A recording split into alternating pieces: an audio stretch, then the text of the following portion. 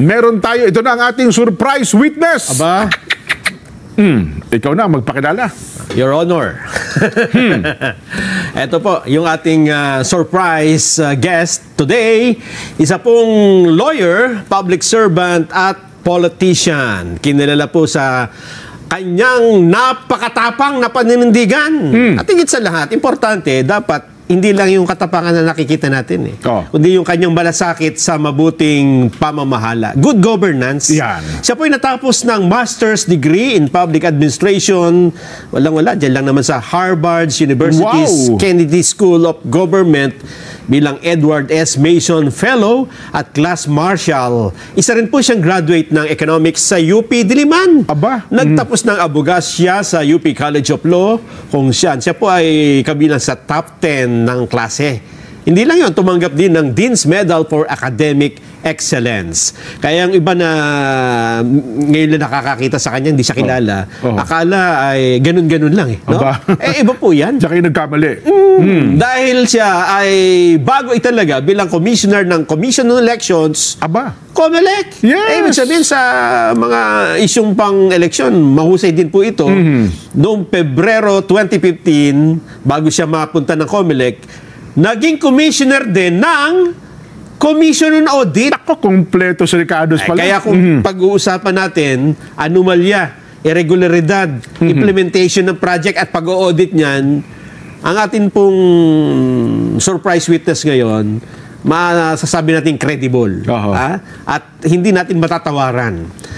Live po dito sa studio, kasama natin, Attorney Rowena Guanzon. Attorney, magandang hapon po. Salamat po, magandang hapon, Jen and Nelson. Salamat po sa Net25. Maayong hapon sa tanan nga makasimanwat, ha? Maayogid. Ano pala kayo? Russian pala kayo? Taga Bacolod si Attorney, ano? Para sa aming Ilonggo. Nako, masaya ito. Mga Ilonggo, makinig kayo, ha?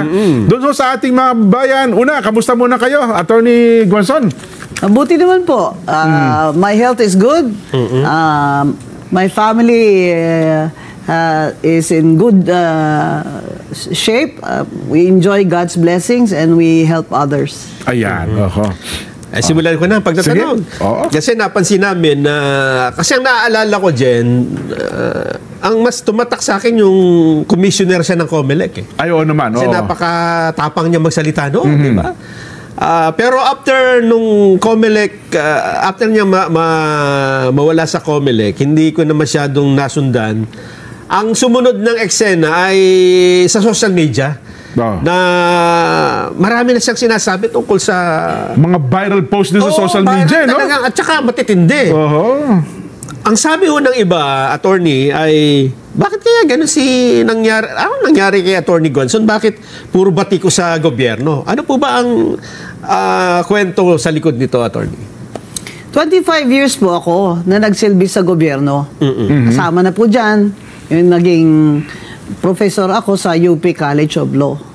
Ibig sabihin, sa tagal ko po sa gobyerno, ay marami na po ako nakitang magagandang gawain at masasamang gawain. Pero dito po, sa administration ni Bongbong Marcos, ito na yung the worst, ang sinasabi ko. Kaya binabatikos ko po ang administration niya dahil hindi ko na po kaya na kimin ko na lang ang aking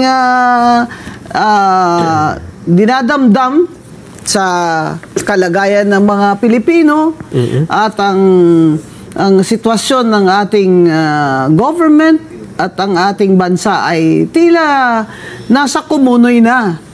Kaya hindi po ito politika.